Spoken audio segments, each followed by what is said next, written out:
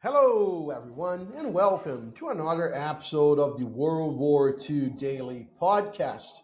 Today, we're joined by Isaac Lamberth, and we're going to talk about a very interesting and different topic that connects to the next episode.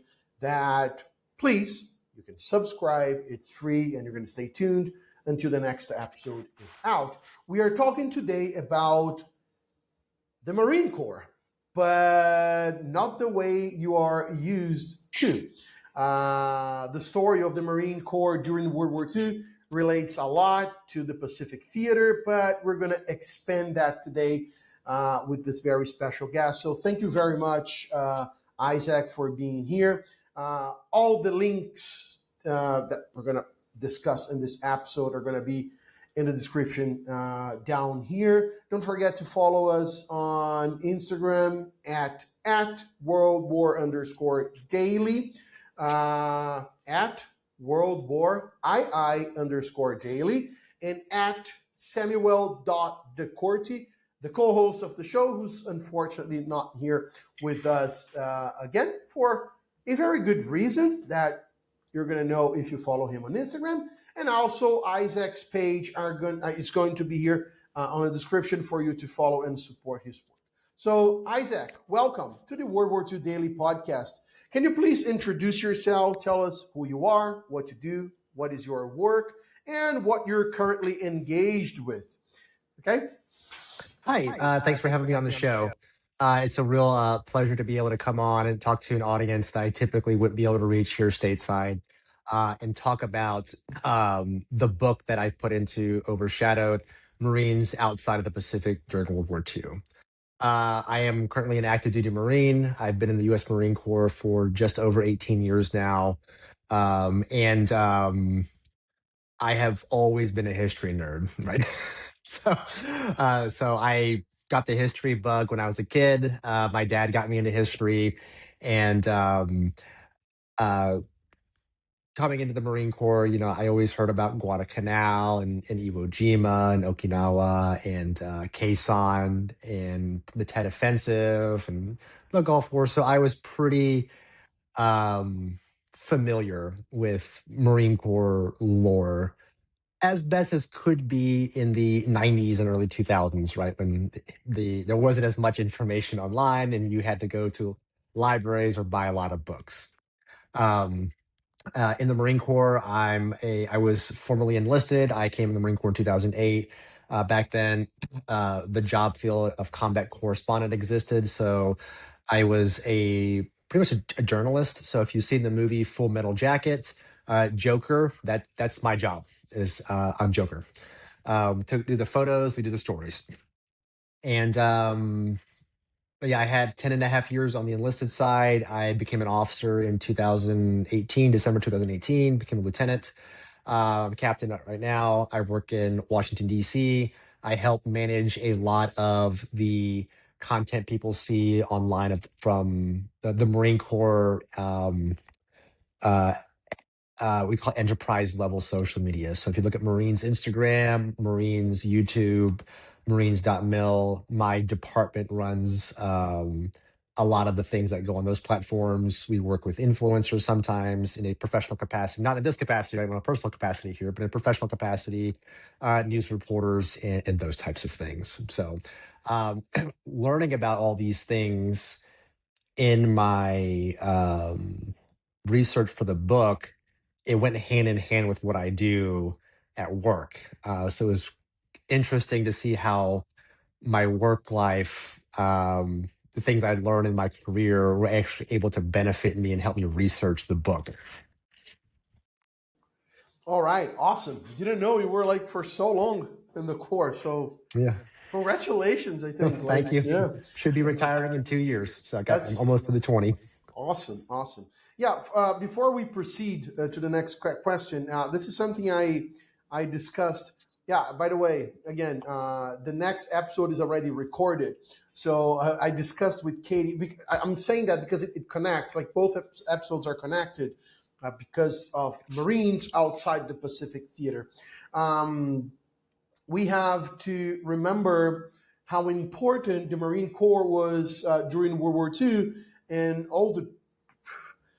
the brave all the bravery they had to display while performing their duties in the Pacific, and that's where I want to get. So the majority of the Marine Corps, the majority of the personnel and all the efforts of the Marine Corps, was focused in the Pacific.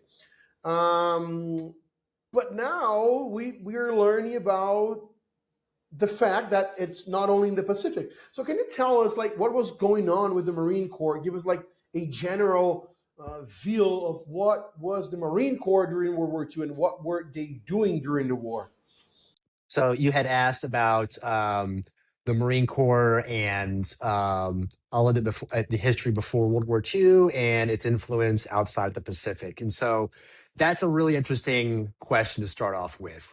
And as I was researching the book, the research starts off with Lieutenant Colonel Peter Ortiz, who I'm sure we'll get into here in a little bit, but it starts branching out from there. And in my professional line of work, the United States Marine Corps went through a massive transformation the last 5 or 6 years now. Back in 2019, 2020, at the time, Commandant of the Marine Corps General David Berger had announced what was called then Force Design 2030.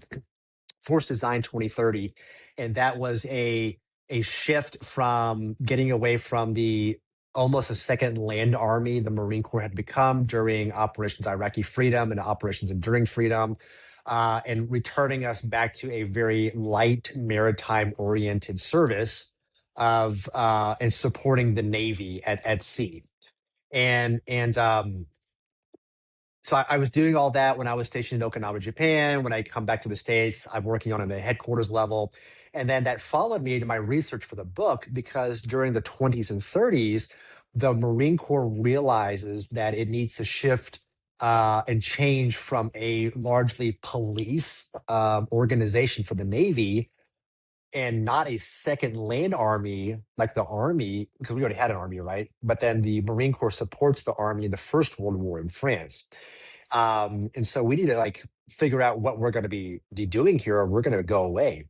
And so knowing what I knew in my professional work and knowing how I could see history kind of repeating itself now, I was really studying the historical aspects of the Marine Corps' change from the 20s and 30s.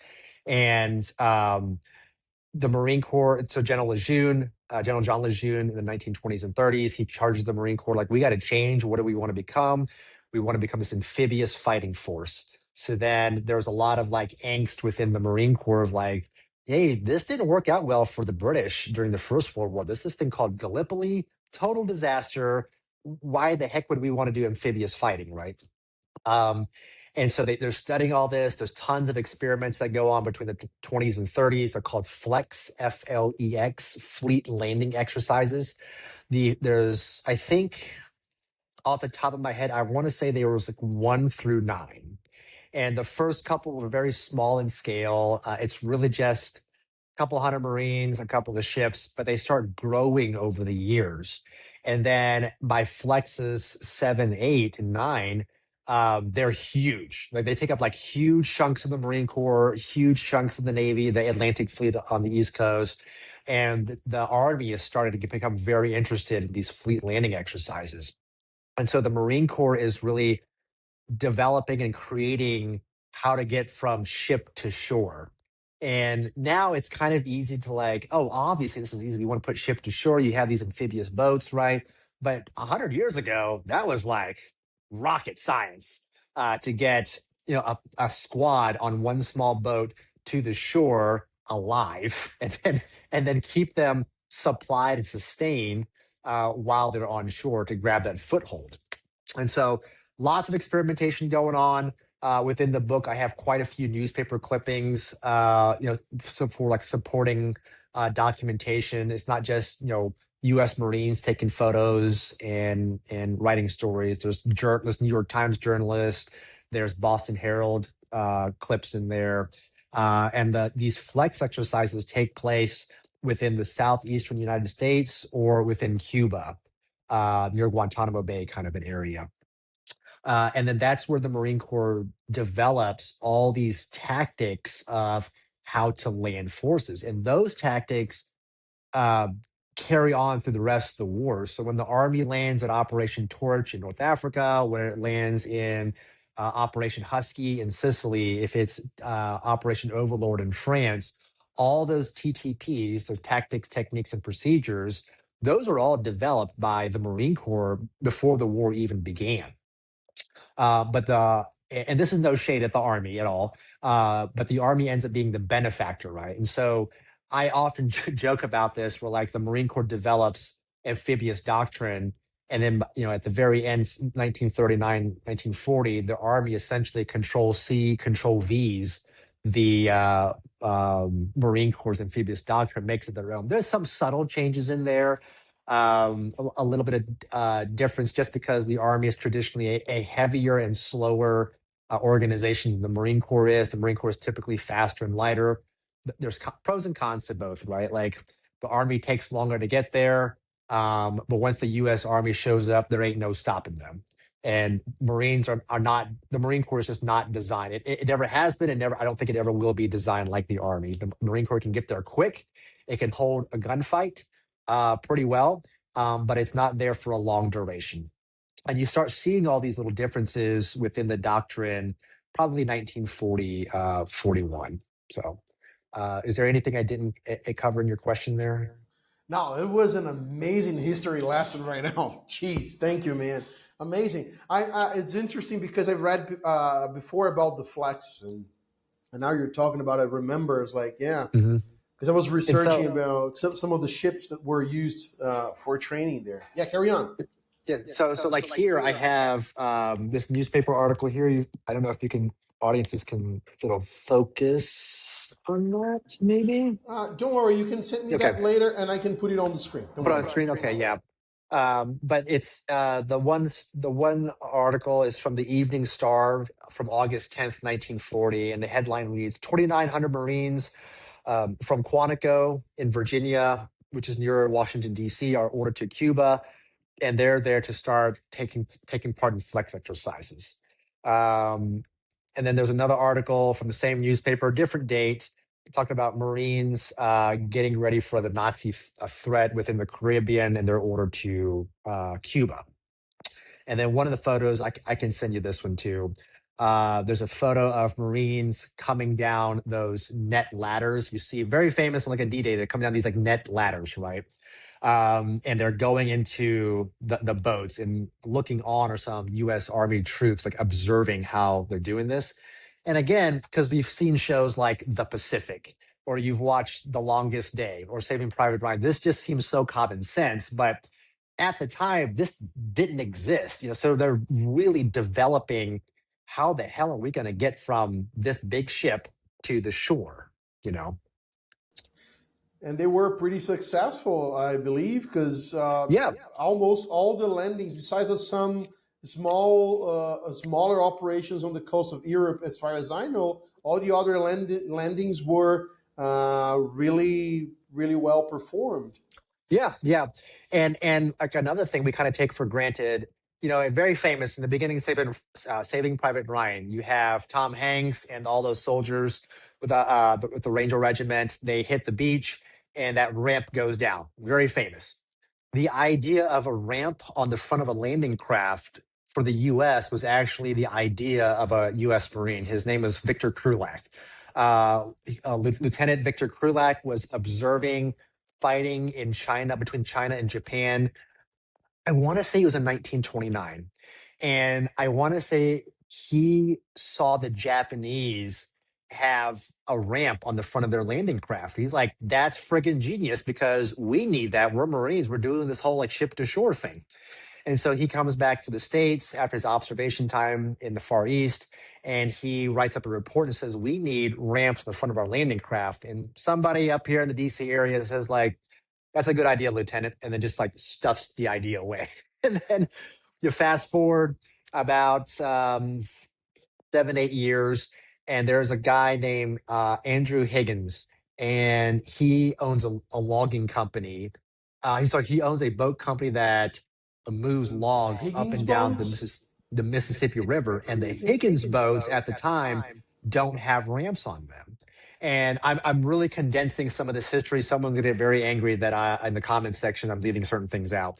But long story short, Higgins is contracted by the Navy to make landing craft, and he get the report from Krulak from about almost 10 years ago, makes its way to Higgins. He's like, this is a genius idea.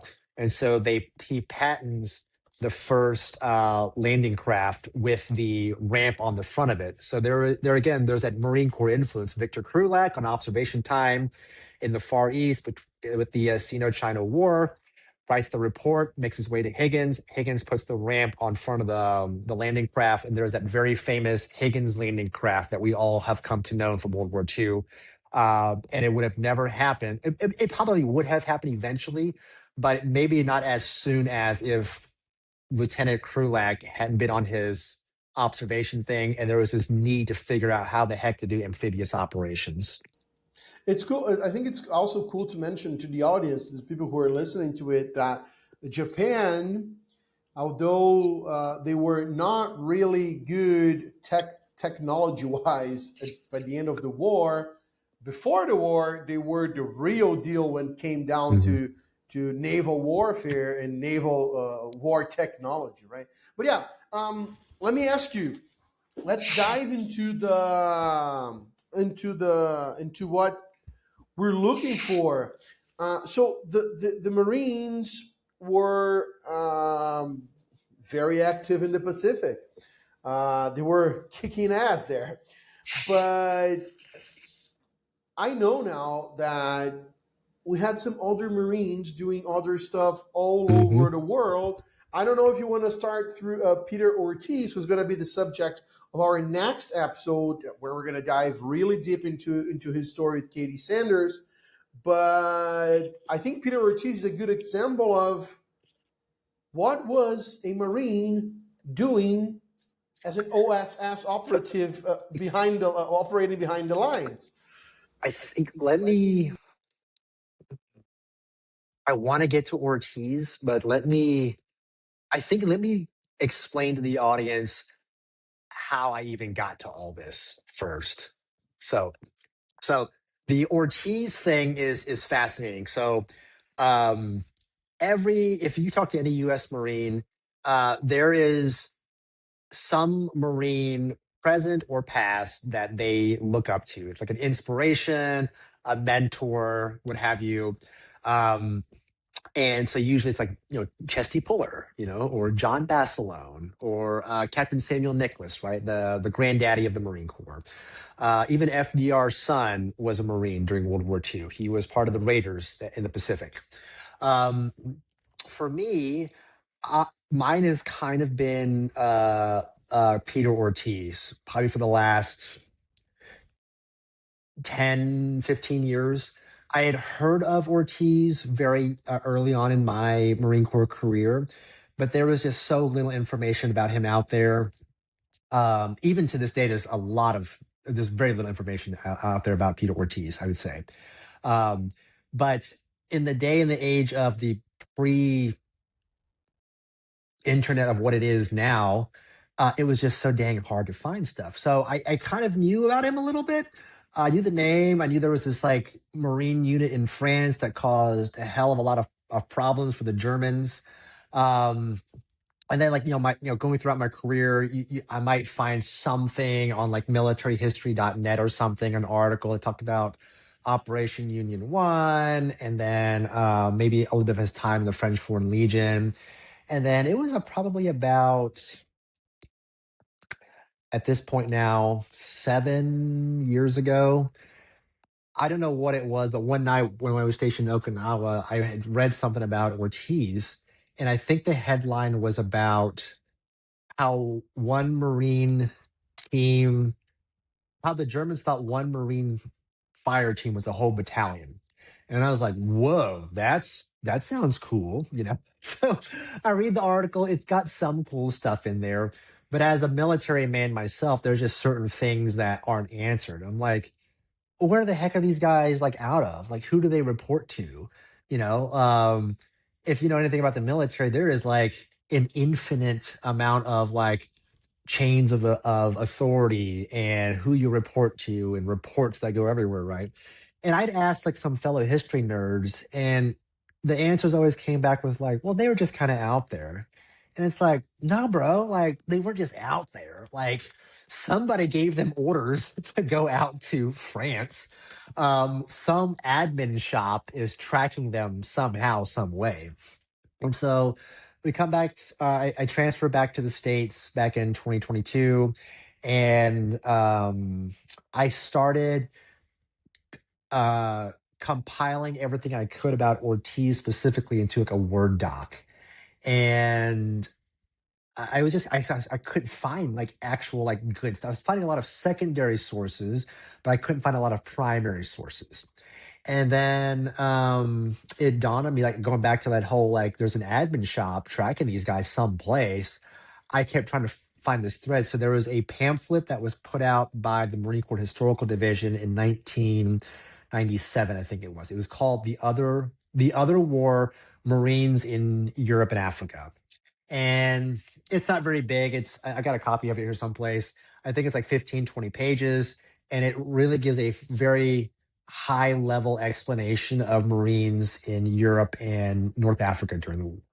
And I was like, this is, and Ortiz is in there, right? Ortiz, and there's a bunch of other Marines in there too. And I'm like, this is fascinating. So I'm trying to go the guy's primary sources. I found out some of those sources are here in the Washington D.C. area. So I like this goes into my compilation document of all the stuff I've gathered. And then my wife one day was like, "Hey, why don't you write a book about this? I don't think anybody knows about it." And I was like, I kind of like laughed it off for a while, honestly. Like, yeah, I'm gonna write a book. And the more I kept compiling content for it, I was like, maybe I should write a book. It's not a bad idea because like it's a really forgotten part of Marine Corps history, and I take that very personal because as a former combat correspondent myself, I've had friends killed in Afghanistan. I think one of the things that really bothers me the most is that people forget certain things or forget people, right? So, like in the United States military, if you see service members with a black bracelet, those are called memorial bracelets. So I wear one when I'm in uniform. It's for my friend that was killed in Afghanistan. But even like maybe not something as heavy on that, and even like I've put out stuff in my professional capacity, and the media will just use it and discredit U.S. government or just as U.S. Marine Corps. It's like, no, I have a name, I have a face too. You could give me credit. And so I was, as I'm researching, I just kind of realized like these guys kind of forgotten about. They had contributions they made. They're not, some of them weren't as significant as John Basilone. But if the Marine Corps felt like a naval air facility in Bermuda needed guards, then there is a significant enough threat there. The Navy felt like in the 40s to put a Marine detachment there and guard it from spies or saboteurs. And so like I started feeling this like um, need to like tell these stories in some capacity. And so or it starts off with Ortiz, and then it kind of just ballooned into like Marines in Scotland, Marines in Northern Ireland, Marines in Morocco, Marines in Cuba, Marines in Venezuela. It was just I had opened up this Pandora's box of it, and so but going back to Ortiz, um, I don't want to go too deep into it because I know your next guest, Katie Sanders, is much more knowledgeable about the topic. But as I was researching this, the problem I had was conflicting there was conflicting information from various primary sources, and so I just didn't feel comfortable talking about Ortiz too much in my book. So I do give Ortiz a little, like a couple of pages in there. The very famous mission where he ends up surrendering to the Germans to save the town of Saint Ouen in France in August 44. That is mentioned in there. I have some pictures and documents in the book as well. And at the time, there just really wasn't anything good and substantive out there. And then my book goes on sale, and then Katie actually reaches out to me on Instagram. It's like, hey, I'm actually writing a book on Ortiz. Would you like to like talk about this sometime? And then she sends me a copy of her book. I've read it. Excellent book. Well, very well researched, right? I'm And reading it. there is some stuff in here. I'm like, ma'am, why couldn't you write this a year ago? When I put my book together. Yeah, that And would there, come very handy a yeah, year yeah, ago. yeah. And like, there's a lot of little things within the middle of the book that I, um, I found fascinating. And I don't want to steal her thunder, but just like as like I guess I'm kind of like the Marines outside of the of Europe, subject matter expert now. I was able, for me, she might have not have meant it, but like I'm able to like read between these lines of like, oh yeah, this.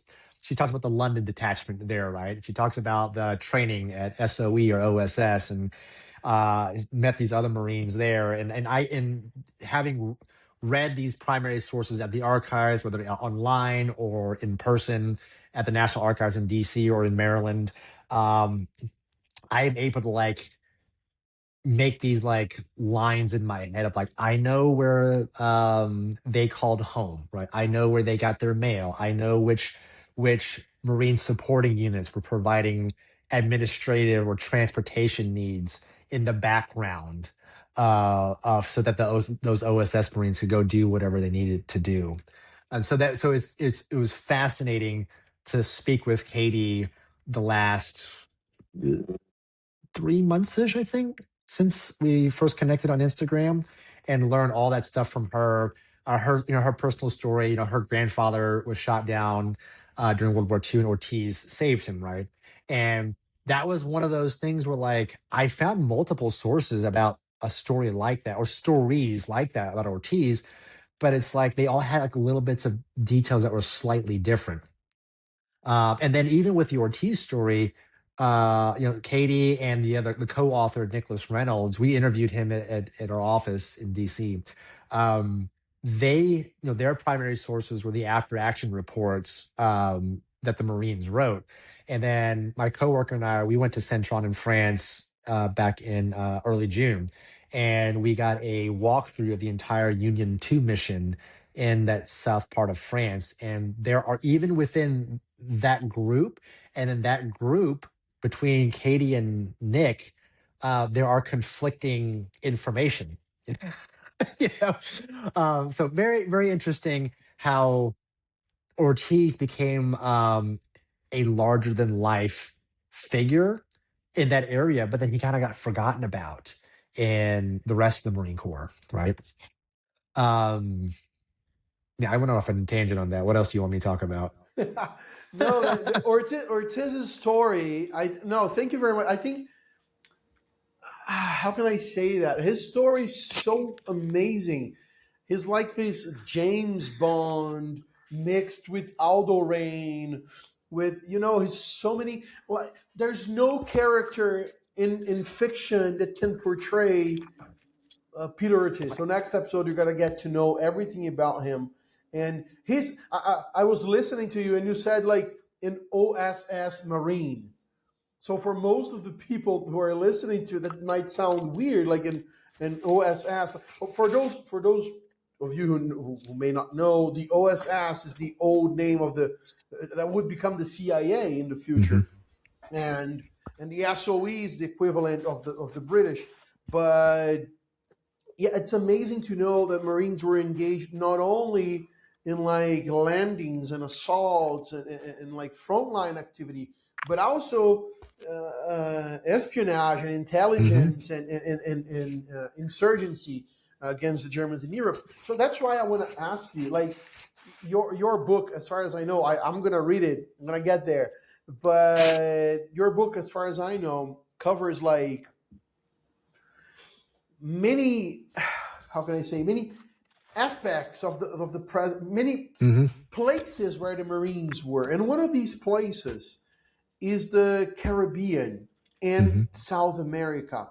We were talking about this before the show, and well, I would like to listen more about what the Marines were doing here in South America, because this is something I post a lot about. The war, of course, front lines were all over Europe and Asia, but here in South America, there was the Battle of the Atlantic.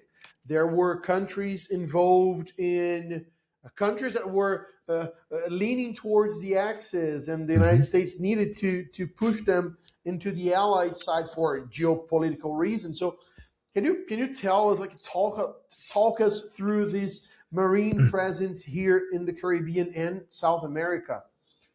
Yeah. So during, I have some my book here just to kind of like jog my memory on a few things. Um, yeah, people forget that in the early part of the war, 42, even into 43, um,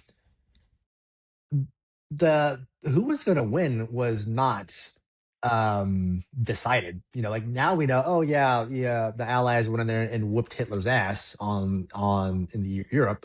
But 42, I think, are really dicey. I mean, as an American, from U.S. military perspective, the battle midway is great in the Pacific, but it doesn't seal the deal out there. Great blow to the Japanese fleet, but it doesn't like mean America's going to win out there. In the Atlantic, at the same time, you've got the Battle of the Atlantic going on, um, and the German submarines are really dishing it out to the Allies, just sinking tons and tons of shipping. And then you have the Battle of Atlantic. Then people forget about there was the Battle of the Caribbean too, right? And so the before the war, and I hate to do this for the audience, but it's one of those things where like I'm gonna have to like bounce back and forth a little bit, right? Um, just prior to the US's entrance to World War II, you see a pretty big buildup in manpower, equipment. You see a big buildup in expansion of bases. You see bases expanding all throughout the Caribbean, in the Dominican Republic, in Guatemala, Nicaragua, in Florida, in Cuba, and then some in South America. And let me pull up the map here. I think Brazil had the most Marine detachments at the time. Um, and the US's interest, since you're from Brazil yourself, the US's interest in South America is the natural resources. So the US State Department is able to resolve some diplomatic sticking points with several nations. Venezuela, you got Colombia, Brazil, of course. British Guyana's down there, and say, hey, we're going to pay some good money for bauxite, which is what aluminum is made out of. You got rubber coming out there, cotton's coming out of South America, right? And so initially there were plans drawn up before the war called Rainbow. They're color coded rainbows. I hit rainbows 1 through 5. Um, and one of the, I can't remember off the top of my head. I want to say it's Rainbow 3, was we're going to take several South American countries by force if we have to, because to your point, there was this real fear that some of the South American countries were going to side with Germany specifically. And so it starts off with, I think, two rifle companies, which are about 150 Marines each, being drawn up, and they're going to be sent down to South America, and they're going to, under the guise that they're mechanics working at airfields, and they're going to be the forward security element. And if need be, they're going to take over the air facilities and wait for backup, right? But that ends up not happening. Before the show, we had talked about the First Marine Division was almost sent down. The First Marine Division and the Ninth Infantry Division from the U.S. Army were almost sent down to Brazil in 1942 to take the country by force. And that would have been led by the USS Ranger and the USS Texas, which some of your audience might know. The USS Texas was actually at D-Day just a couple of years later, providing shore bombardment support there. And so throughout Brazil, I want to say, I think I have 1, 2, 3, 4, 5, 6, 7, 8, 9. So yeah, so 9 9 detachments of U.S. Marines just in Brazil, and these are the ones that I could find primary sources to. I can prove it, right? If somebody is like, "Hey, I don't believe you, there was 9, there was only 7," well, like I could eventually go back into my records and prove it. I heavily suspect there was more in South America. I would be able to find memos or writings of something. It would say, "Hey, Marines at this location," but then I go try to like fact check it someplace else to have like a second source, and I couldn't find it. Um, but the U.S. Navy, so not including the U.S. Army Air Force, just the U.S. Navy had 8 airfields on the east coast of Brazil, and those airfields are used to scout for Axis submarine activity on the coast of Brazil, to see if they're going to protect German ship, not German shipping. They're going to protect the convoys going from Brazil up to the United States. And so these spies and saboteurs the Germans have down there, they're sitting there trying to relay coordinates, location, times, size of convoys to the U-boats that are German and Italian off the coast of Brazil. And so the Navy airfields have PBY planes. They've got, I forgot the designation, but it's the Navy version of the B-24. It's used as an anti-submarine scouting plane. I think it's called a PBJ. And those airfields are there to do that. And the other thing that the airfields do on the east coast of Brazil is that they're actually a launching point for allies to send troops or equipment and fly them from South America to the west coast of Africa, because it's actually faster to get to Africa from, if you go from the United States, you fly down to Brazil, and then from Brazil you can fly over to So Africa. sorry for Yeah. interrupting you, but there is one of the bases here you were mentioning in Painamirim. It's the name of the city. It was called the Trampoline of Victory, Trampolim da Vitória, which means that the airplanes would land there and jump to Africa to Yep. victory. There's a huge museum there. And if you look in Remembers the the American background, operations there. and I will bet you after this conversation we have, you might go back to that museum and see in the background if you can see the Marine Corps emblem on the hat, or maybe like an insignia on the collar. That's the Eagle, Globe, and Anchor, right? Because a lot of these Marines in these far flung locations that are kind of mixed with the U.S. Army, at first glance, some of them do look like U.S. Army troops. It's only because of, I know that these Marines came off these guys are coming off this ship, that I know they're Marines, and the caption tells me because the Navy photographer put it in there. Just because like the Marine Corps uniform was different from the Army one, and so the logistics of resupplying and getting out spare clothes, pants and shirts and jackets, it's just that infrastructure just doesn't exist as well as it does for the Army, for these far flung locations. So yeah, the guys in the Pacific, no issues with like, hey, once you're done with this engagement, when you go back for R&R, swap your dungarees out. But when you got like just I don't know, 200 Marines in Rio de Janeiro, it's like, hey, don't get any holes in your pants, guys, because we're not getting resupplied for like 4 months. Okay. So, but life happens. They go train, right? They exercise, just normal wear and tear. And so, just over time, some of these guys have to swap out their uniform for Army parts, and some of them are replaceable. It's like the M41 field jacket. It's the same across all the services at the time. There's little things like that.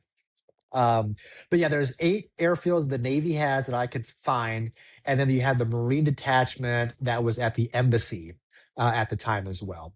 And at this point, as for the Marine Corps history, the Marine Corps is not formally charged by the Department of State to guard embassies. It's just kind of like a collateral duty the Marines pick up in the late 1800s by the Department of State. It's not really until the 1950s where there's now a formal agreement between the Department of State and the Department of War that the United States Marine Corps will provide Marine security guards. And that program still lives today. If anybody goes to the American Embassy, you'll see the Marine, their khaki shirt, white hat, blue trousers, and those are Marine security guards, right? And that is a legacy mission we've kept for over 100 years now. Moving over to, let's say, a couple other countries, you got Ecuador, we got Marines in Colombia, Like I said, we got Marines in British Guiana, and then, like I said, Nicaragua.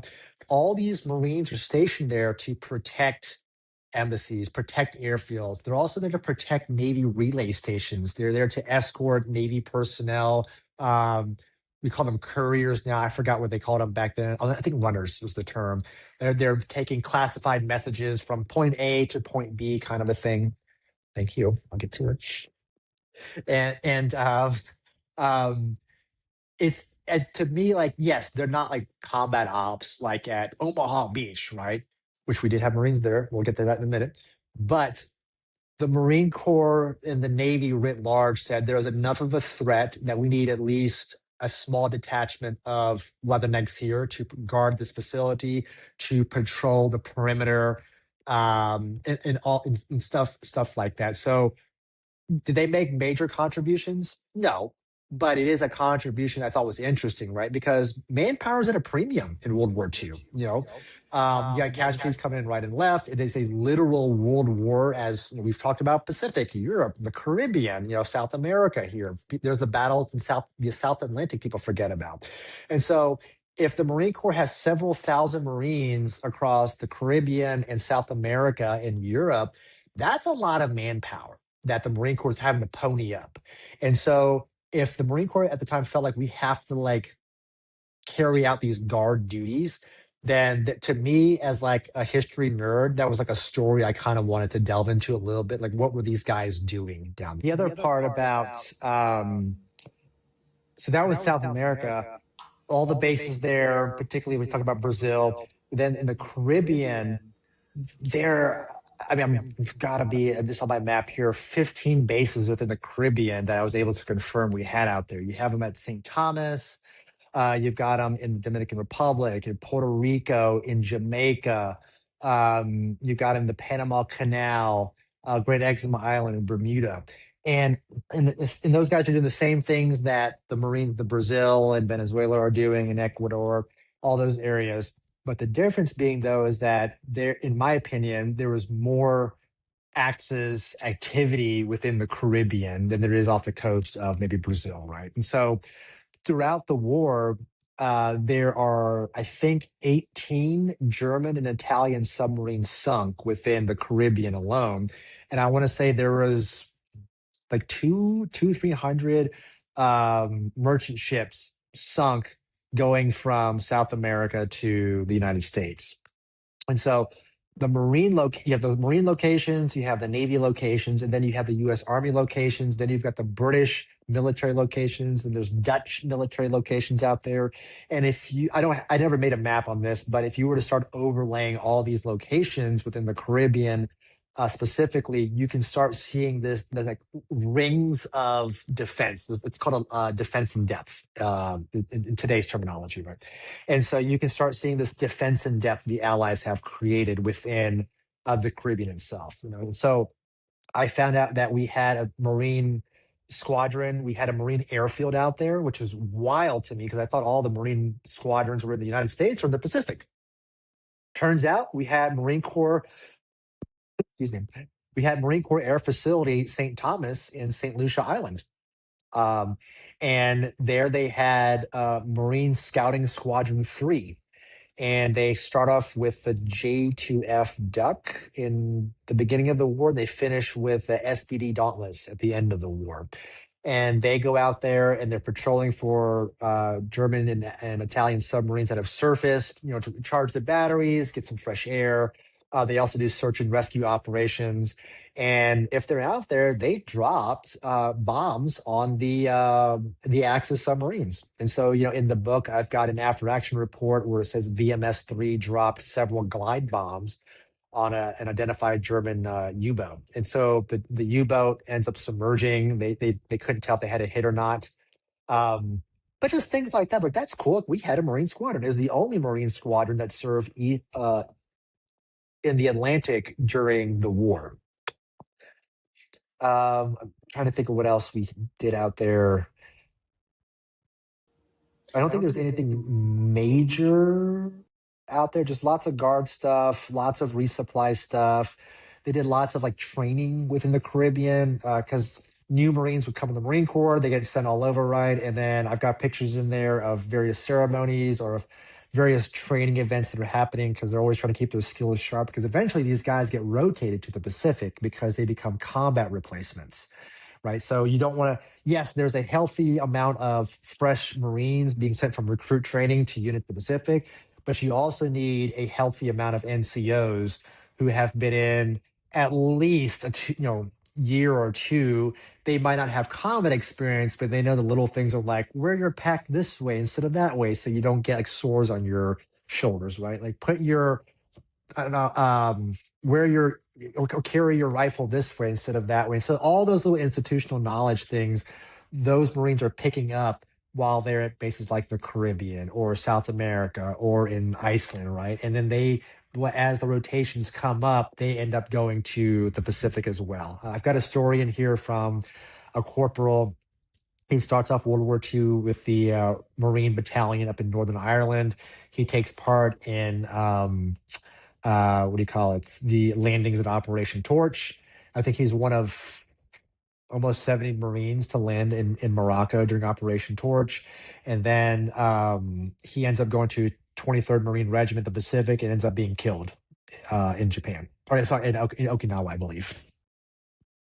Some Lots of fortunate. yeah. So those little things like that, though, is like what they have experiences outside of the Pacific, but that institutional knowledge benefits the younger junior Marines going forward, though, right?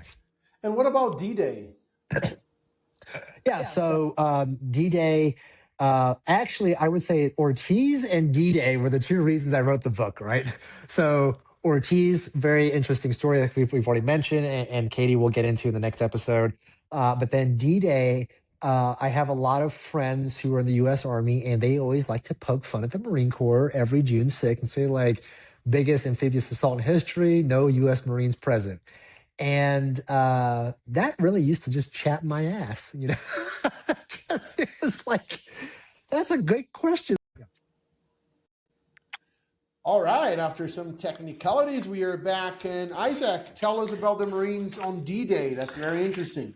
Yeah, so the Marines at D-Day was another one of those things of where it was a very a big supporting element to why I wanted to write the book, because every year my army friends like to joke that, hey, this was the biggest amphibious assault in history and there was no Marines present, and I was like, what the heck, why weren't we present, right? So I wanted to start doing some research on that, and then to the beginning of the episode we had talked about Krulak's influence on the ramp on the Higgins boat, right?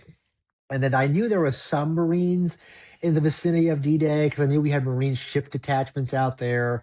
I did some rough math when I was putting the book together. I think in total on June 6th, there were between 800 and 900 Marines at D-Day. So between Juneau, Omaha, and Utah Beach, and at sea.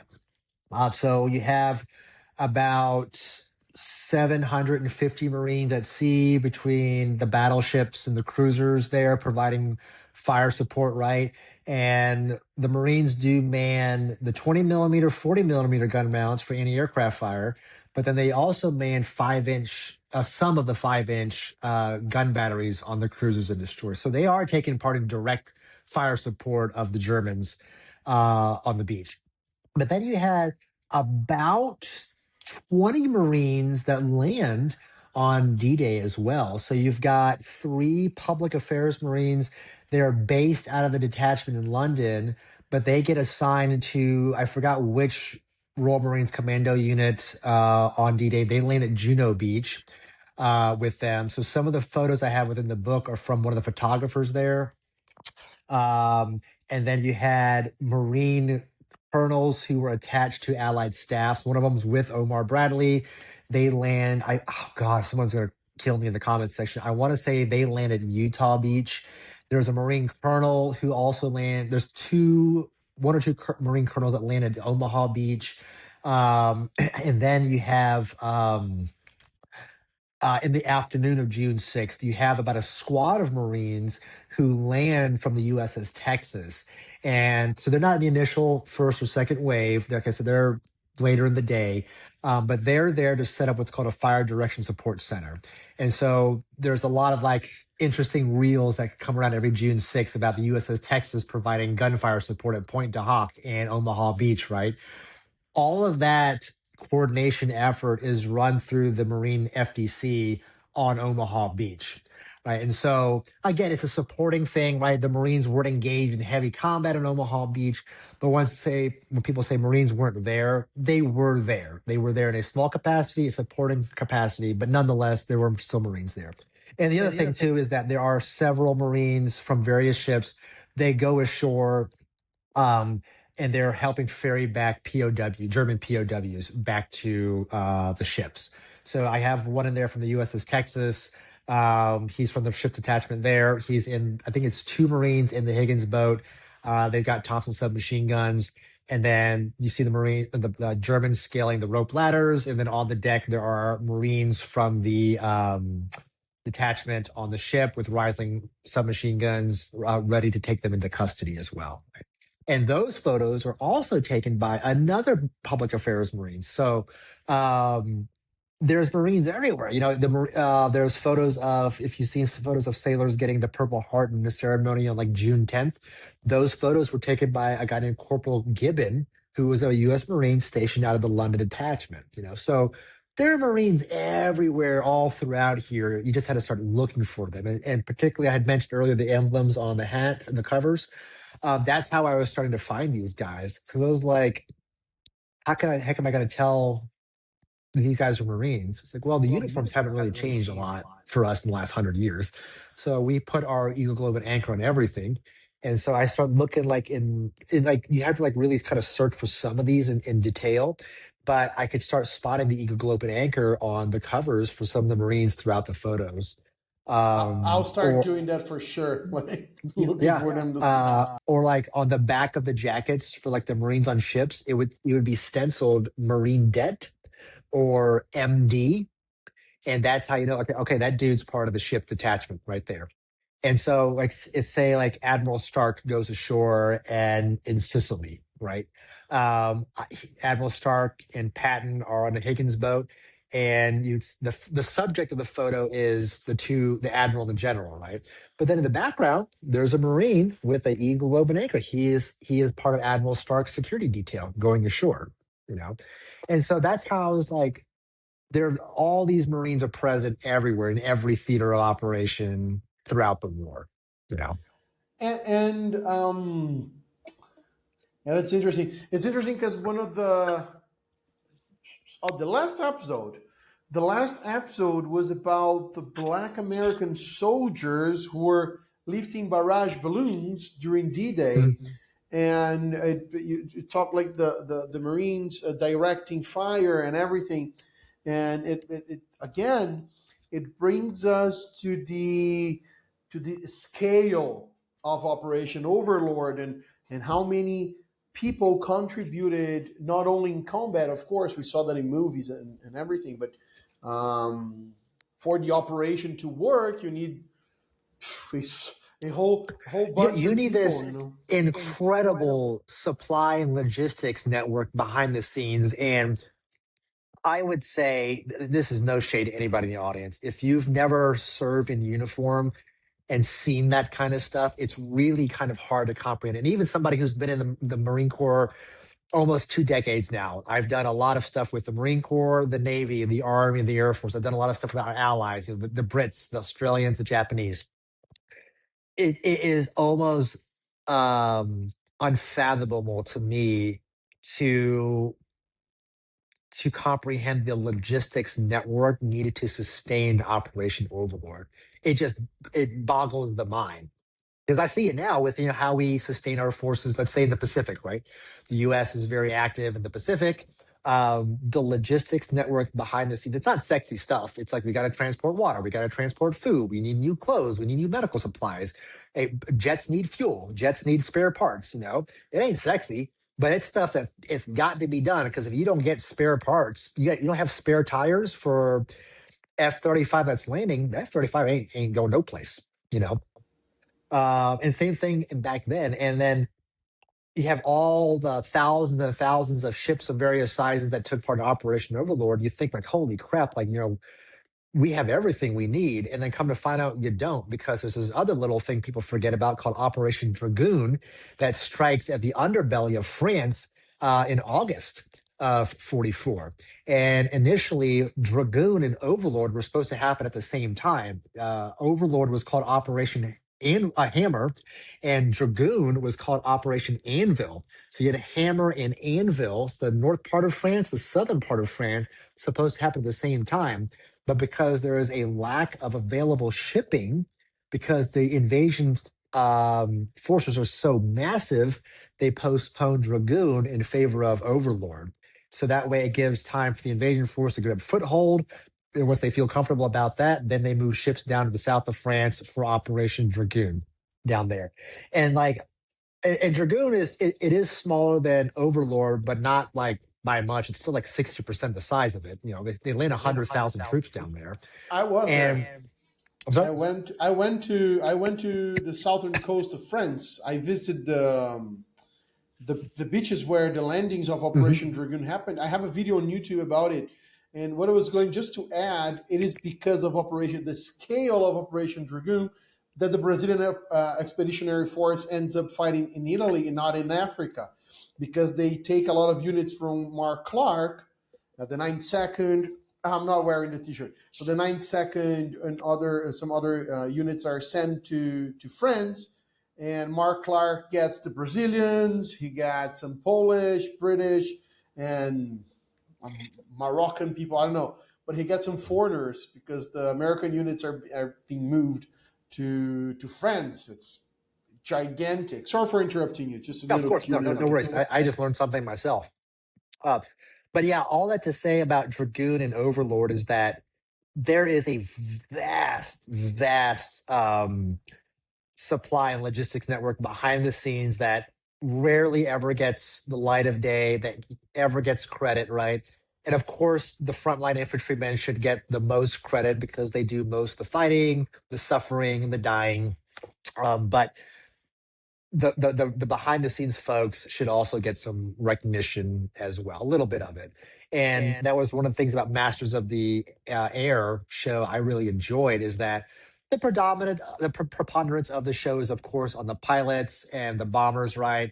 But they do a good job of each episode showing that there are mechanics working around the clock to get those bombers up, because we need all hands on deck. There is a major fight going on right now. There ain't no time to rest. You can rest when you die, kind of a thing.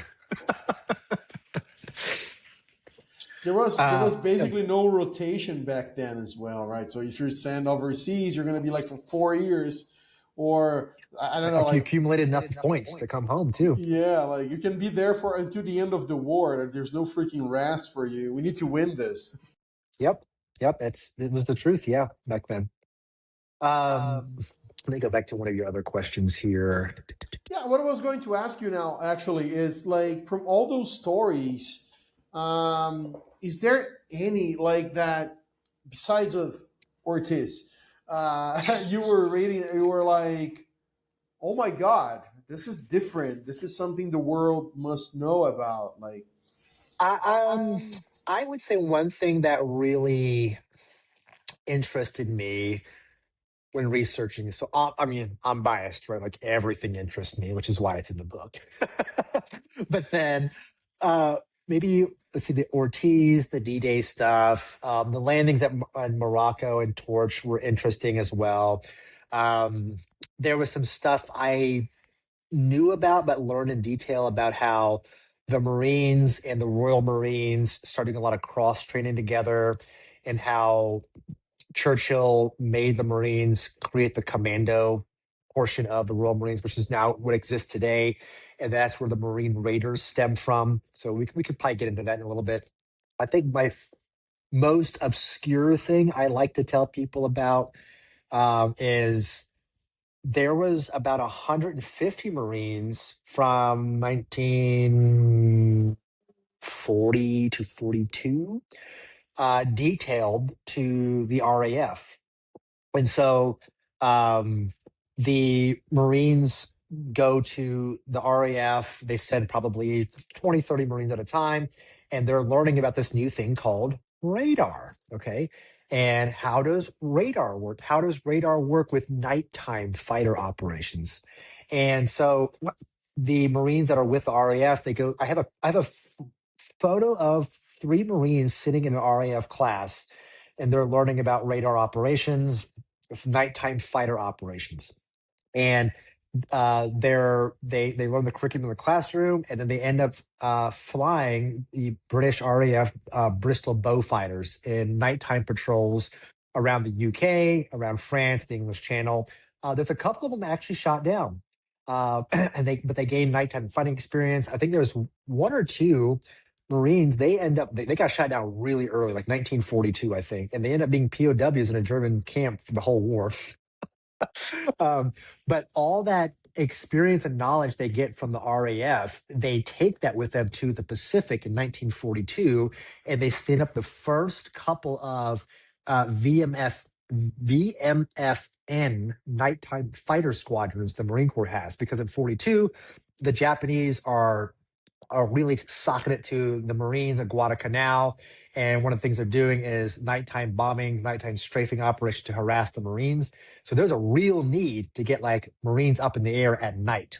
And so the Marine Corps had invested in those about 150 to 200 Marines in the RAF for a couple of years. Now that investment is paying dividends, and those Marines are now finally transferred to the Pacific, and they're doing nighttime fighter operations, protecting Marines ashore. So that, to me, that was just like really interesting piece of like history that I just had no idea existed, and it kind of just got forgotten to the sands of time. I feel like until I started researching this, like, holy crap, that's something we should talk about, because it ties the Marine Corps from the European and the Pacific theaters of operations. Because people often forget there's Okinawa and Guadalcanal and Bayshore Island. Well, at the same time, there's, D-Day, there's all these other things going on in the Europe at the same exact time.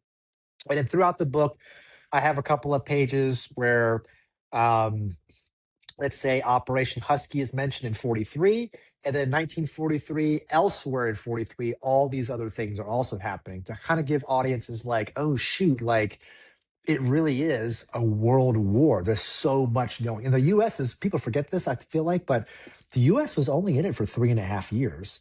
It had been preparing for it for quite some time. But from December 41 to August 45, when the Japanese surrendered, the US is only really in it for 3 years and 9 months, but so much happens in those 3.5 years. Yeah, it is truly a world war. Like the U.S. is, I think people. Well, this is going to be polemic, but whatever.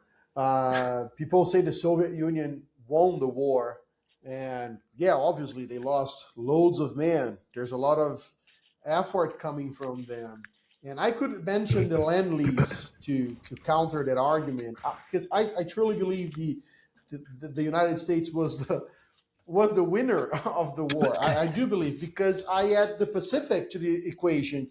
It's like, yeah, the Soviet fought Germany and they beat Germany, but the Americans basically single-handed fought the Japanese, because the Dutch, the British, and China, they were all depleted of men, equipment, and everything in the Pacific. They got a little better after Yeah. the Americans could manage the situation, but before that, it was all on the U.S. back to carry the war Yeah. effort in the Pacific. And to your point, I feel like, I don't know why, but the last 2 or 3 years, it's almost like a crime to talk about how good the US has become, but also good, how much the US did in World War II. And like, maybe as like, I feel like some Americans are like, we won World War II. It's like, no, no, no, no, no, no. It was definitely a team effort, guys. Like, there's literally what was called the British Empire. Like, the Brits were around, okay? You had the New Zealands, the Kiwis down there. You've got the Aussies down there, right? Australia, And then you have all that stuff down there. You've got the Filipinos really trying to resist the Japanese occupation down there. So do not want to take away anything from those things. But it is the United States that comes in with this tremendous manufacturing capacity we have. It's protected by two oceans, so it's like unharassed, essentially. There's some spies and some saboteurs, of course, but and I know that the Japanese shelled from a submarine the coast of Cali. They landed at the Aleutian Islands, right? There's some good fighting that happens. Oh, well, good fighting, but there's some fighting that happens up in the Aleutian Islands to dislodge the Japanese occupation there. There's some bad things that happen in the U.S., of course. You have the Japanese internment camps and those things that happened in the early war. But all those things aside, it is the U.S. that comes in there heavy-handed and really just helps supports like lend lease to the UK or to the Brits, British Empire, to the Russians, and then really comes in there with extra manpower down in the Pacific. With not just the Marine Corps either. The U.S. Army has a considerable presence that kind of gets forgotten about in the Pacific theater of operations as well.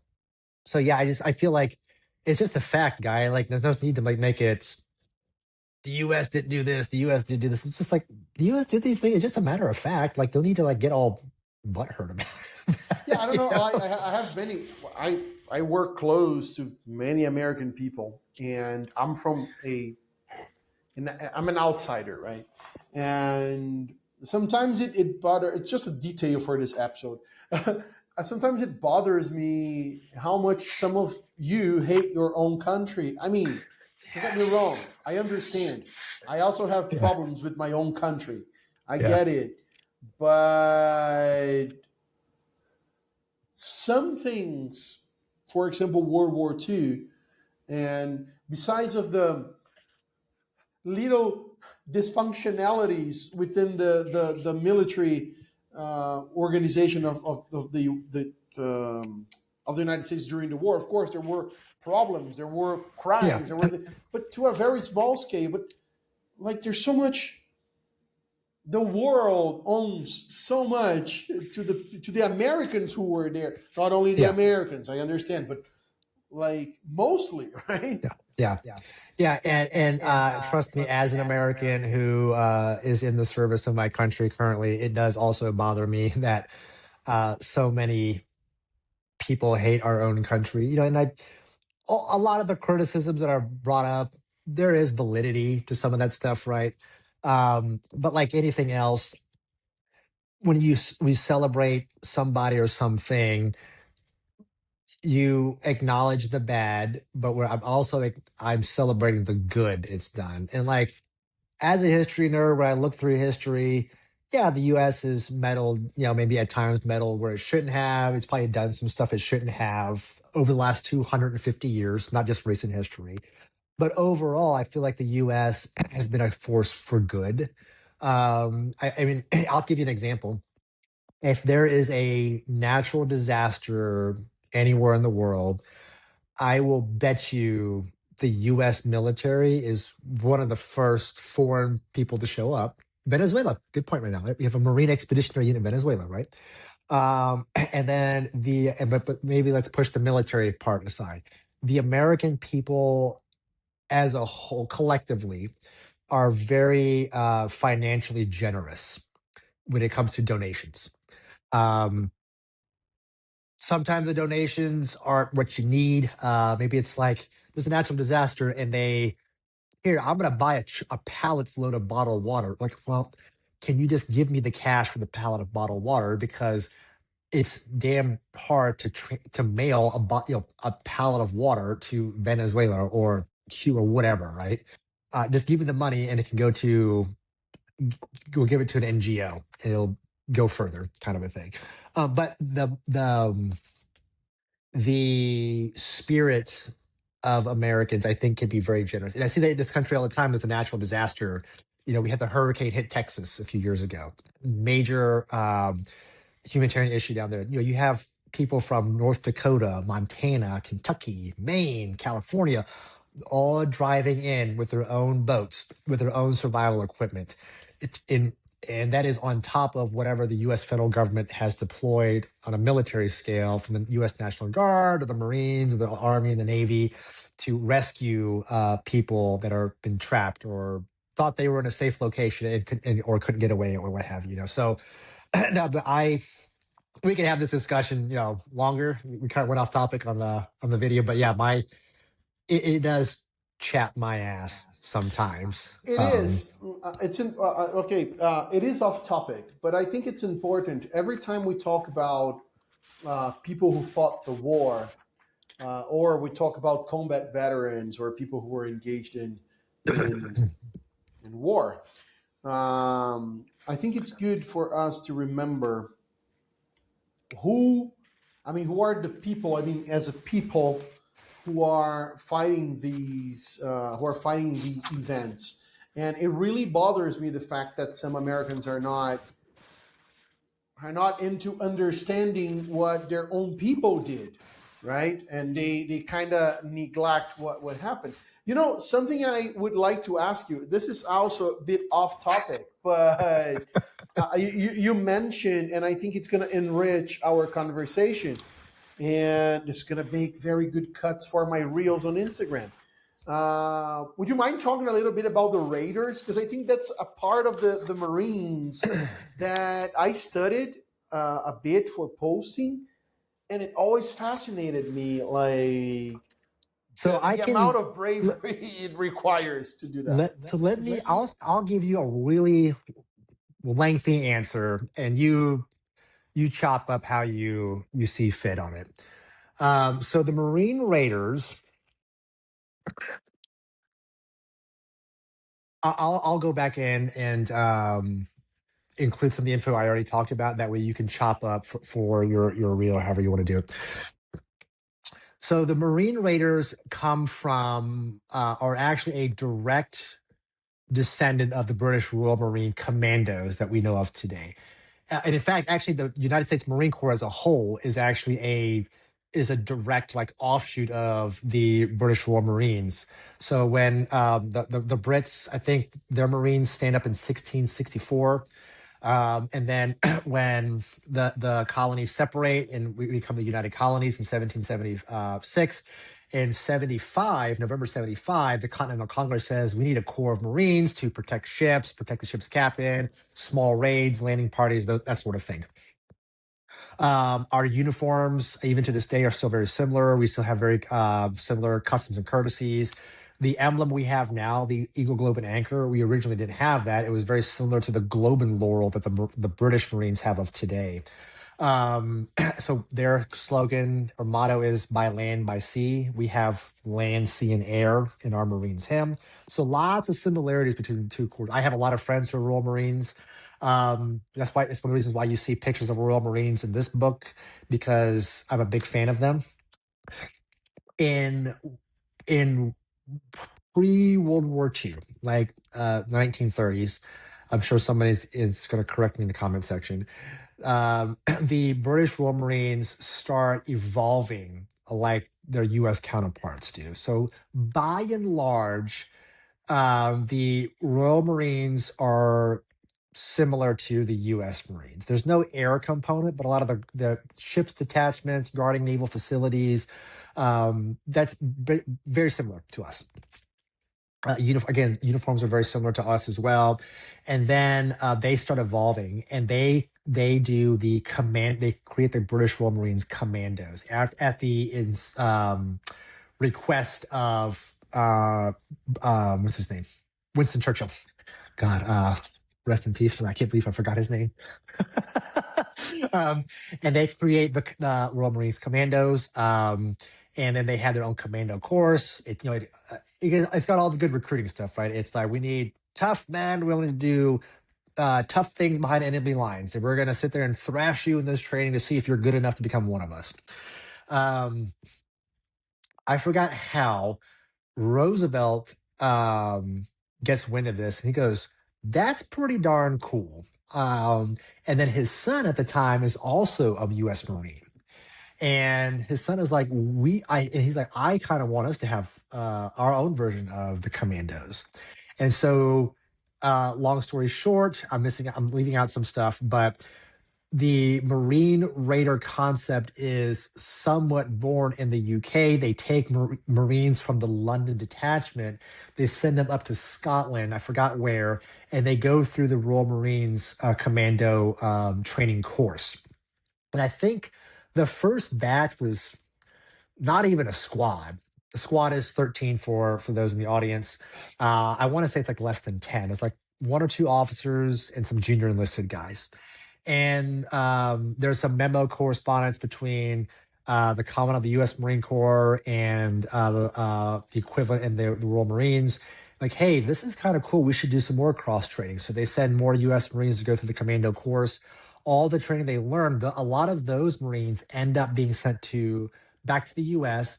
They raise the Raider regiments, right? And then the Raider battalions, and the Raider battalions are what you end up seeing in the Pacific. They do the very famous raid at Macon Island, right?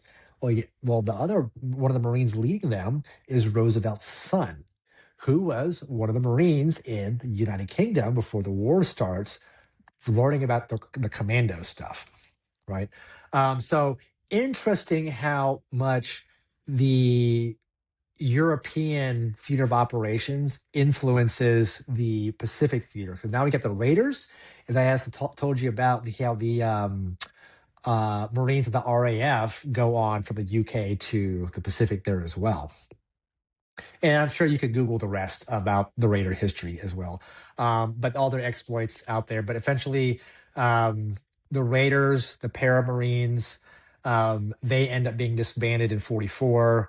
The Marine Corps expands the infantry divisions, and the Raiders and Paramarines are dispersed throughout the Marine Corps from there. Awesome. We're going to talk a little bit about special operation units in World War II in a couple of months with Matt from SOE Expeditions. He is a former SOE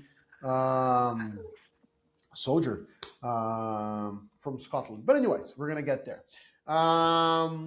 So as we all towards the end of this episode, Isaac, I would like to invite you to, well, I make this question to all of my guests, and it's not going to be different. And along with your answer, you can give your final consideration. So, what do you think it is the legacy? I mean, like, what the new generations can learn from the service of the Marine Corps during World War II, not only in the Pacific, but throughout the world? Man, a lot to unpack in that question. I call the book Overshadowed because I felt like these guys got forgotten about, right? Like we had mentioned several times before, some of them minor contributions, some of them very major contributions, background contributions, but nonetheless, they contribute to the war, and their contributions and actions kind of got forgotten about. And I don't think that's anything nefarious. It's just the Battle of the Bulge is kind of cool, which we had Marines there. I can confirm we had at least 3 U.S. Marines with the Battle of the Bulge. And shit, man, where was I going with that? I want to talk about that we were overshadowed, the legacy of the Marine Corps. I think it's important to know that, for audiences to know that even though it's a world war, the services are, of course, very separate. You have Army, Navy, Marine Corps, Army, Air Force at the time. They worked in concert together all over the world. Today, we've formalized all this and we call this the Joint Force, or the Combined Joint Force, combined being US and Brazil forces together, right? That's combined. Joint would be Marines and Army together at operations. So Marines really were everywhere. They really did influence everything everywhere. I think in a day and age where there's so much information saturation on social media, just in our daily lives, right? That people are hungry for new content. And nothing against D-Day or the Battle of the Bulge, but I'm sure if you went on Amazon, you could find 100 books that talk about D-Day and the Battle of the Bulge, and pick your point, Battle of Stalin, Battle of Stalingrad. But this is unique because I am shining a light on forgotten history. And I think audiences out there are interested in something they don't know yet, or they're interested in finding out like a different perspective or a little niche detail. Like the Marines at the Battle of the Bulge, I know of at least three that were there. One of the Marines, his Bronze Star citation is in the book. I have it in there, and they were intelligence officers. And my daughter's going to join us now. Um, and we had Marines at, I don't know if you know about the landing at Dieppe in France in, I think, 42, I think it was. There was a U.S. Marine colonel in charge of planning the air operations. That was one of the things I mentioned before. One of the landings that failed, right? Yeah, The yeah, carry yeah. on. Sorry. The landing failed, right? For a variety of reasons, but the air component of Dieppe was a success. And there was a U.S. Now, I'm not saying it was because there was a U.S. Marine. I'm just saying that there was a U.S. Marine involved in the planning of the air portions of Dieppe. And there was actually supposed to be 4 U.S. Marines that were going to land with the British Royal Marines at Dieppe, but they ended up, I think the landing gets delayed 2 times. And then when it got delayed the second time, they got pulled off the ship. They had to go back to the UK for something else. But there was a captain and 3 enlisted that were supposed to land with the British there. So all these little things. We talked about the RAF. We talked about the Raiders. We've talked about Russia earlier. There was at least one Marine I know of that was stationed in Western Russia because he's on detail to do coordination between the Russian military and the U.S. military to get all that merchant shipping in there. I've got photos of him in the back of the book. A little bit about his duties that entailed over in Russia. And that goes back to what I was saying earlier. It is a joint force. It's not just because they're Marines, they're tougher, they're smart. It's not like it's that. It's that hey, there's bodies here. We need people to do X things, right? And so the Marine Corps' job back then, like it is today, it is to support the Navy. So we're not the second land army. We are, if you were to look at the U.S. codes, not the laws set by Congress and the Supreme Court, it says in there the Marine Corps' mission is to support the Navy in support of land operations, right? So that's where you see all the island hopping you see in the Pacific that is supporting the naval campaign. Same thing over in the European theater of operations, in the Caribbean, all those Marine bases, Marine stations out there, they're supporting naval operations, right? So Marines at Dieppe, Marines at D-Day. Now, the ones at the Battle of the Bulge, I don't know what the heck they were doing there. I think it was just we need intel, guys. Get over here. You're detailed to us, kind of a thing. But we haven't even talked about the Marines in Northern Ireland yet. We had 4 companies of Marines in Northern Ireland. You had Abel, Baker, and Charlie Company. Then you had a headquarters and service company. And they're up there. They're guarding, I think, 17 different U.S. Navy facilities. You had hospitals, you had ammunition depots, you had the docks, you had radio relay stations. So they're guarding all that up there. And then their secondary jobs was to integrate with the British forces to protect the coast of Northern Ireland, because in 42 and 43, there's some real concern that the Germans might come across the channel. So I've got photos in there of the Marines practicing coastal defense maneuvers with the British Army up there, And so, again, did anything happen in Northern Ireland? The spies and saboteurs. I know Belfast got hammered pretty hard during the German air war up there, but the Marines didn't obviously counterattack. But there's a lot of policing actions too. You have drunk sailors coming in. The Marines end up being a secondary military police force for the Navy. But again, if the Marine Corps, the Navy, if Eisenhower didn't feel like we need some bodies up there to protect from spies, saboteurs, landings, then the Marine Corps would have put stuff. That's 800 guys they could have sent to the Pacific right out the gate, And same thing with Marines in Newfoundland, Marines in Iceland up there. We've got these Marines protecting these installations. That's super awesome. That's just learned so much. So cool. Because to me, and I think to most of the people who are watching this right now, people are pretty unaware of what specifically the Marines are for. Besides, of course, landing and fighting on the beaches, that's pretty common sense. But there's, as we talked before, there's so much to it. To it's like, yeah, it's to support Navy. So I think about the guys on the beach directing fire for the battleships Yep. firing. So yeah, you need these people, right? You can't wage naval warfare without Marines.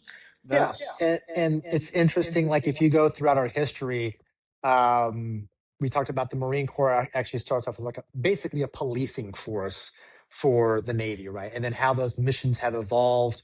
After World War II, there was a huge push by the U.S. Army to either get rid of the Marine Corps entirely or absorb it into the U.S. Army. And you have these like Marine regiments that are specialized in amphibious warfare, right? But then it all comes down to like control. I'm sure if in your job field or as somebody listening to the audience, like you could contract it out and ask for support, but then if you have an outside agency you're depending on, like it's just comes down to like I can't always depend on them. Like what if they have something more pressing? I can't necessarily control everything they do. But then with the Marine Corps, since we are a department of the Navy, the Navy can readily rely on like, hey, we need this island because that will enable fleet maneuvers for whatever long-term objectives, right? The Marines are like, I got you, man. And we still do that today. So yeah, the beach assaults, we still train, even to this day, we still train to do beach assaults, but it's not the main thing the Marine Corps does anymore. And we could go down, I mean, if you want to talk after this, we could go down like Marine Corps missions that we actually do today. Yeah. awesome. So, Isaac, thank you very much for dedicating your time to us, to the World War II Daily Podcast, to our beautiful audience out there. Don't forget to check out all the links down below, especially the one where you're going to find Isaac's book, that I'm pretty sure you're going to get a deeper understanding of all the topics we've Yep. discussed today, right? Yep. And And go ahead. yeah, I just want to throw out to everybody that Overshadowed is on bookshelves now in the United States, Canada, and Great Britain. And it's a coffee table book. It is not a narrative book. I don't think there was enough to write one particular story, except for Ortiz. Um, but it's a coffee table book with literally hundreds of photos and memos and maps. And I really just wanted to give the audience as much information as possible that they would find interesting. And if it sells well enough, the company Osprey, the publisher, is willing to like give me a second chance at another book. And I have ideas on special Marine Corps units of World War II. So we talked about Raiders, Paramarines. Wanted to do one like we had medium bomber squadrons in the Pacific, photo reconnaissance squadron. You mentioned barrage balloon squadrons. We had those too. And the other one too is I want to give a shout out to Nick and Katie Sanders on their Ortiz book. Um, Marines are a tough crowd to impress, and I was got to say I was thoroughly impressed and very happy that the duo wrote Ortiz's War. There was, I mentioned earlier in the show that there was a lot of conflicting information out there. And I'm really glad that the two of them took the time to put the book together and tell Ortiz's story. It's a story that's worth telling. It's something that shouldn't be forgotten to history, particularly with the heroic sacrifice that him and his team made in 44 in France. So yeah, so her book comes out in late August. My book is on store shelves now, available at any retailer. So yeah, please check it out, guys. You listened. That's your mission now, to go and support our guests and the people who are doing the hard work out there. So you see, Isaac is serving in the Marines and writing books, and I there was no way for a Brazilian guy like me to get to know all these stories if it wasn't through people like Isaac and Katie and Mr. Reynolds. So when you buy their books, it's not only for you to learn and understand something you really should as a World War II enthusiast, but also to support their work and their efforts. So If you came all the way to the end of this episode, thank you very much. I deeply appreciate you. Don't forget to subscribe to our channel. Stay tuned, and we're going to be back next month with Katie Sanders and Peter Ortiz's story. Thank you very much, and I'll see you on the next one.